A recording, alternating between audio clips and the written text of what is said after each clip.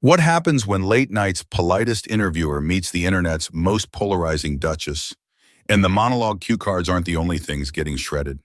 Tonight, the polished calm of Late Night with Seth Meyers will be tested by a guest who refuses to play along. Was it a simple promo chat gone sideways, or a masterclass in tension where every laugh line became a landmine? Buckle up. The band is warm, the lights are hot, and somewhere between pleasantries and pointed questions, the wheels are about to come off. Studio 8G hummed with that specific caffeinated electricity that belongs to late-night television.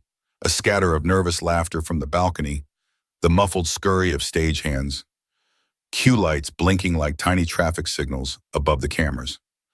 The band slid into a breezy vamp as Seth finished a punchline about airport security wands that felt suspiciously like Harry Potter references. It landed. The audience cheered, the desk lamp gleamed, and then the guest announcement. Ladies and gentlemen, please welcome Meghan Markle. The applause was respectful, cautious, the way a crowd claps for a thunderhead because, well, it's majestic, and also maybe bring an umbrella. Seth rose with that familiar, slightly too tall host's posture, hand extended, smile calibrated to the millimeter. Meghan, thank you so much for being here. Thanks for having me, she said, settling into the guest chair like a queen who had traded a throne for 1,000 studio sofas. Long day, but we power through, don't we? They laughed together, the genteel, TV-safe laugh of two people on opposite cliffs watching the same river. Seth began with a softball the size of a beach ball. So you've been in Los Angeles a while now. How's life in the States treating you? Sunshine, smoothies, freeways, the whole American starter pack? A delicate smile met the question, though something in her eyes tilted toward caution. Interesting you'd lead with that, she said. Is that a subtle dig at how I was never truly, what's the British phrase, taken in? Feels like you're winking at headlines. Seth blinked, only once, the blink of a man who knows how to ride a skid without flipping the car. Not at all. I'm genuinely curious. We ask everyone who moves here from, say, Australia or, Cleveland. A few chuckles bubbled up. Meghan smoothed an invisible crease from her skirt. Right, well, America's fine. You can order oat milk without a parliamentary vote. The laugh was lighter this time, but there was a serrated edge beneath it that the microphones picked up like a whisper behind glass. Seth pivoted. Let's talk about the new project. You're producing a docuseries focused on women entrepreneurs. What drew you to that story? Women, she said simply. Ambition doesn't scare me. Nor should it, he agreed, though ambition and attention can be a tricky cocktail. She cocked her head. You mean for women like me? I mean for anyone sitting in that chair, he said, gesturing to the seat which had hosted everyone from authors of birding manuals to movie villains who seemed to genuinely enjoy being booed. There was a beat of silence. The band's guitarist scratched a gentle fill, the oral equivalent of clearing one's throat. Seth tried a second beach ball. How's Harry? We always ask about the other half. It's basically in the talk show Geneva conventions. Meghan's smile thinned. He's fine. We're fine. And if this is the part where you have to read me something from a gossipy column, you can save it for people who collect tabloids like trading cards. A few oohs fluttered from the crowd. Seth's eyebrows lifted a fraction. Bemusement, not surprise. We actually have a strict no tabloid policy. Even our goldfish doesn't get page 6. But since you brought it up, you two have been the subject of, let's call it, a lot of narrative. How do you separate the noise from what you actually want to share? By not performing for it, she said, chin a touch higher now, which, with respect, includes not turning my marriage into a content farm. Seth nodded like a man catching plates before they hit the ground. Totally fair. For the record, I'm allergic to farms of any kind, especially content ones. A rippling laugh, gratitude in sound form, passed over the room. There were rumors, pure rumors, that he's spending more time in the UK lately, which people say fuels news stories. Any desire to swat that down, let the air out of the balloon? Meghan's gaze cooled. Seth, you're an intelligent man. You know the mechanics. A rumor doesn't become responsible journalism because you put a question mark at the end of it. We live where we live. We travel where we need to. If someone wants a GPS ping, they can subpoena my calendar app. He gave the camera a quick, whoa, face, one of his stock expressions, silly but deft, kicking the moment back into comedy. Fair rebuttal. I also barely know where I am, and I live at 30 Rock. They both smiled. For a flicker, détente. He shifted to the thing any good host must ask, cautiously labeled with bubble wrap. Your relationship with the institution, by which I mean the monarchy, not, the DMV, has obviously evolved. Do you ever feel the gravitational pull of that world? Or is it truly dusted off? Marie Kondoed. Thank you, nexted? She exhaled through her nose. That world, as you put it, is not a Netflix miniseries. It's a complicated machine. And respectfully, it's not the topic I came here to sell. Understood, Seth said. I promise we'll get to the docuseries. Our producer is literally mouthing, please get to it. But you can appreciate that folks are curious, not in a prying way, he added, then winced, knowing how it sounded, more in a global soap opera way. Curiosity is fine, she replied. Entitlement is not. And often that line blurs for people who think I owe them a confessional because they once watched a royal wedding with scones.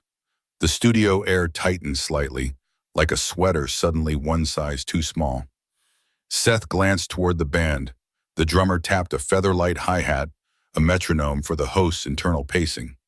All right, Seth said, holding up his hands. Reset. New lane. You signed in with Netflix, did a big season. People binge-watched at the speed of shame. My words, not yours. As you move into a potential new season, keyword potential, is there pressure to go bigger? To ask for more budget? More everything? There it was, the money question, phrased like a friendly weather report. Meghan sat a hair straighter. I didn't come here to share negotiation strategies, she said, each syllable polished to a quiet shine. But thank you for your concern for our household economics. A few laughs, yes, but they were brittle, the kind you give a waiter who just asked if you're still working on that while your fork is midair. Seth tried to soften it. I asked because the industry's weird right now. Creatives are getting squeezed. It's a fair conversation. And I'm having that conversation with my team, not on a couch under track lighting, she said. He let the moment rest, hands folded over his blue cue card stack, the ones with his tidy, teacherly handwriting. Okay, let's spin back to the work. The series follows founders building from zero. Did any story surprise you? At this point, she said, I'm less surprised by women building miracles than by the media acting like it's novel every time we do. He grinned. A fair indictment. We'll take the note and write it on a post-it for the newsroom. She didn't grin back. You could do more than a post-it. I deserve that, he said.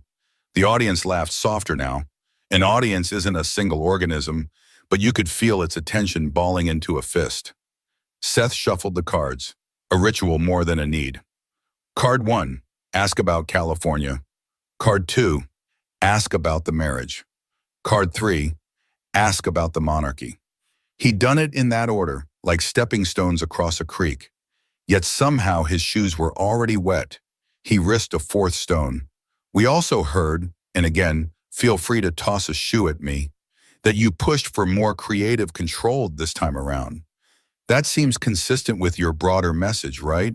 Owning your narrative? That phrasing suggests I didn't own it before, she said, which is cute. Cute is usually my lane, he replied with a half smile, inviting a chuckle that did not arrive. Let me try again. As a producer, do you think you found your voice? My voice didn't need finding, she answered. It needed less interruption. The bandleader's eyebrows went up. The guitarist's pick paused mid-strum. Seth's smile held, the good-natured buoy he'd sailed on for a decade. But a new current tugged at the boat. Meghan, he said, leaning in, you know I'm a soft touch. We're not gotcha people here. But when guests bring strong assertions, I like to give them room to clarify. You're saying the interruption was the press, the palace, the format, the world's general noisiness. Do you want a neat culprit so the internet can splice it into a clip with subtitles? She asked, a fine crack of disdain running through her voice. I'm not here to make anyone's job easier.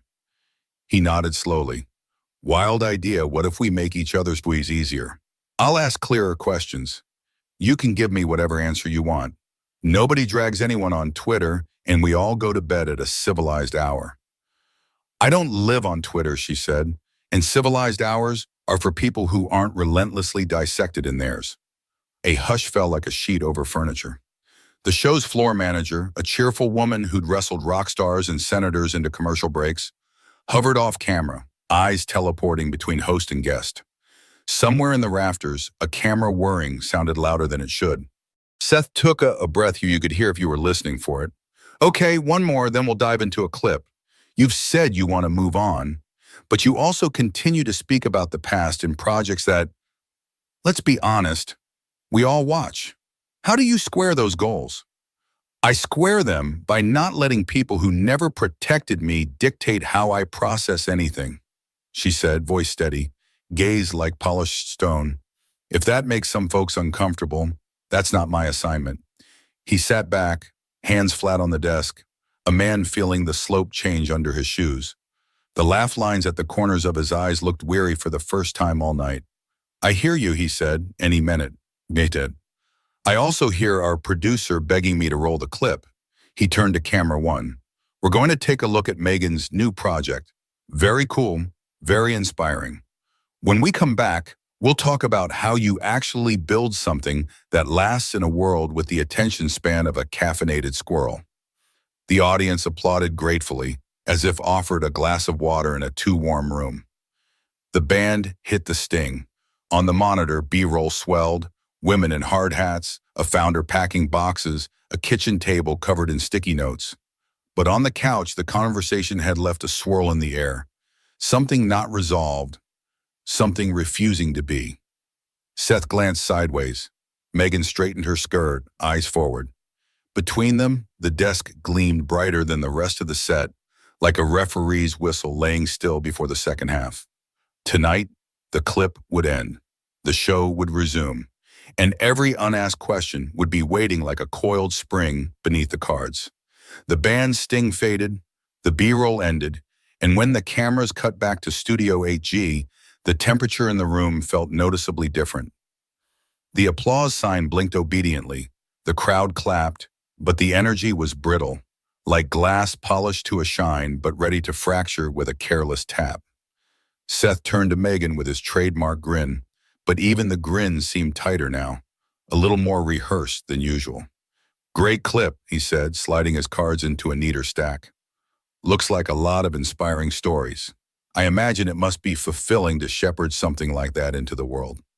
It's work, Meghan replied, her tone even but cold. Good work, but not something I need a late-night seal of approval on. The audience tittered awkwardly.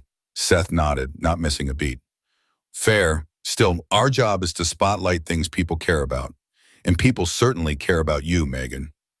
That's when she laughed, not warmly, but the kind of laugh that tasted like a dare. They don't care, Seth. They speculate. There's a difference. For a moment, the host's eyebrows arched, as if weighing how far to let the current pull him. Then he leaned back slightly, fingers drumming his desk. Speculation does come with the territory. You're not exactly living anonymously in Montana. And yet people act like my grocery list is a matter of national security, Meghan shot back. The audience chuckled uneasily. Seth tried steering toward a safer lane. Speaking of daily life, what's it been like adjusting to, ordinary routines here in the States? Schools, neighbors, traffic. People are curious how you navigate life outside that palace bubble. Her smile sharpened into something closer to a sneer. Ah, there it is, the palace bubble. Translation. You weren't accepted there, so tell us about your consolation prize. Is that the subtext, Seth? The studio went silent. A cough echoed from somewhere in the rafters. Seth tilted his head, the tiniest crease forming between his brows. Not at all. I think people just want to know if Target runs are as exciting for you as they are for the rest of us. Right, she said, voice cool as glass. Because nothing screams relatability like asking if a woman once hounded by the British tabloids now buys her detergent in bulk. The audience shifted in their seats. Some chuckled out of reflex. Others folded their arms as though bracing for something bigger. Seth smiled thinly, refusing to give her the reaction she seemed to be fishing for. Fair enough, let's move along. Harry, always a fan favorite. How is he doing these days? We're fine, Meghan said, clipped. Perfectly fine. And before you reach for some rumor about him being in the UK, let me save you the trouble. We don't live by the tabloid playbook. Our marriage is not a prop for your ratings. A nervous ripple ran through the audience. Seth, unshaken, leaned forward with his elbows on the desk. No playbook here, Meghan. Just curiosity. I ask because people see headlines. Harry spotted there, Meghan spotted here, and wonder how you two handle the constant swirl, that's all. She crossed her legs, straightening her posture like a queen settling into a throne. We handle it by not giving oxygen to gossip, which, by the way, is exactly what you're doing now. That one landed hard. The audience gasped, the sound sharp as breaking glass. Seth pursed his lips, taking it in stride. Noted, he said finally. Though to be clear, I don't run page 6. I just tell jokes about it sometimes. Meghan didn't blink. And sometimes jokes are just dressed up digs. The silence stretched. Then Seth, with the timing only a seasoned host could manage, shifted again. Let's talk about the book. The audience perked up at the mention. Spare had been one of the most dissected royal memoirs in modern history. Everyone knew it. Everyone had an opinion. You were very candid in Spare, Seth began. Some critics said it was raw, even brutally honest. Others said maybe it crossed into oversharing. Do you ever regret how much detail went in? Her jaw tightened. Funny how nobody asks male authors if their truth is oversharing. It's always women who are accused of saying too much. Sure, Seth allowed, hands raised in mock surrender. But when you write about, say, frostbite on very specific body parts, you have to expect a question or two. The audience erupted in laughter. Finally, a release valve. Seth grinned, letting the room breathe, but Meghan didn't laugh. She didn't even smile. Instead, she stared at him as though daring him to continue. If you think my husband's body is punchline material, Seth, that's your prerogative. But don't pretend it's journalism. The air snapped taut again. The laughter dissolved into uneasy murmurs. Seth's grin faltered, replaced by something steadier, sharper. All right, he said quietly, tapping his cards against the desk. Noted, let's reset once more. Netflix, you've had a hit. There's talk of a new season. Is it true you're asking for a bigger deal this time around? The audience leaned in. Meghan leaned back. You must think I'm very naive, Seth, to show up here and start negotiating my contracts live on air. Cute trick, though, almost convincing. He chuckled, though it didn't reach his eyes. Not a trick, just a question. And just a waste of my time, she shot back. This time the audience groaned audibly. It wasn't playful anymore. It was uncomfortable, like watching a tennis match where one player keeps hitting balls into the crowd. Seth set his cards down flat on the desk. For the first time, his smile fell away completely. Okay, he said slowly. We're going to finish this interview, but let me say this, you're making it hard. Harder than it needs to be. Meghan's lips parted as if to retort, but no sound came. The band stayed quiet. The studio air was thick, waiting. The polite dance was over. The storm was about to break. The camera panned across the studio as the audience sat frozen, caught between curiosity and discomfort. Seth shuffled his cue cards but didn't bother looking at them anymore. His tone was sharper now, less playful. All right, Seth said, his voice steady but edged. Let's get real for a second. I've had world leaders, comedians, musicians, even rival politicians sit in that chair. And you know what they all did, Meghan? They answered questions. They didn't treat every prompt like an insult. So tell me, why are you here if everything I ask is beneath you? The audience clapped nervously, sensing something unprecedented. Meghan shifted in her seat, her carefully composed posture faltering for the first time. I came here, she snapped, to talk about my projects, my work, the causes I actually care about. Not to be ambushed by recycled tabloid nonsense and cheap jokes about my marriage. Do you really think I need your validation? Seth leaned forward, his eyes narrowing. No, Meghan, you don't need my validation. But let's not pretend this isn't what you came for. You show up on the biggest platforms, you sit down for the glossy interviews, you drop bombshells in documentaries, and then you act shocked when people want to ask about them. You want the attention, but none of the accountability. The crowd erupted in gasps. Meghan froze, her mouth tightening into a thin line. Accountability? She repeated, her voice rising. You think I haven't taken accountability? I walked away from a system that was toxic, that was suffocating me, that was trying to erase me. And then you monetized it, Seth cut in sharply. His tone had lost all the comedian's charm. Now he sounded more like a prosecutor than a host. You turned it into Netflix deals, book tours, podcasts, headlines. You built a brand out of being a victim. And forgive me, but it looks a lot less like survival and a lot more like strategy. The audience let out a collective, ooh. Meghan's face flushed crimson. Her lips trembled, but no words came out. Seth pressed on. You know what the difference is between you and, say, Kate or William? They show up, they do the work, they deal with the scrutiny without turning every bump in the road into a primetime expose. He paused, his voice dropping for effect. You just cashed in. The silence that followed was suffocating. Meghan blinked rapidly, her composure crumbling. For the first time all evening, her carefully maintained shield broke. Tears welled up in her eyes. You don't know me, she whispered, her voice cracking. You don't know what I've been through. Seth didn't flinch. Maybe, but the world knows this. You've made sure your story is told over and over again, always on your terms, always for profit. And the truth? People are tired of it. Meghan gasped, visibly shaking now. She grabbed the microphone clipped to her blazer, yanked it off with trembling fingers, and stood abruptly. Her chair screeched across the stage floor. This is disgusting, she said, her voice breaking. I will not sit here and be disrespected like this. She turned and stormed toward the backstage exit, her heels striking against the studio floor like hammer blows. The audience sat in stunned silence as the cameras struggled to follow her sudden departure. Seth straightened his papers and leaned back in his chair. For the first time in his career, the comedian's trademark smirk had hardened into something else. Disappointment. Well, he said finally, looking into the camera, that wasn't how we planned tonight's conversation. I want to apologize to our audience here and at home. Sometimes interviews go places you don't expect. That's the nature of live television. The audience, unsure whether to clap, eventually broke into awkward applause.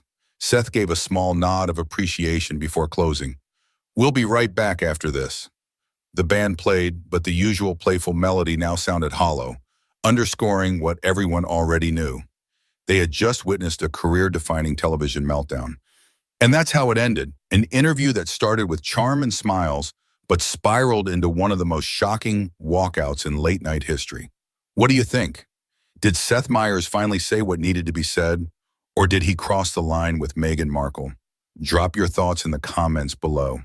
And if you enjoyed this story, don't forget to hit that like button, subscribe for more dramatic celebrity showdowns, and turn on notifications so you never miss what happens next.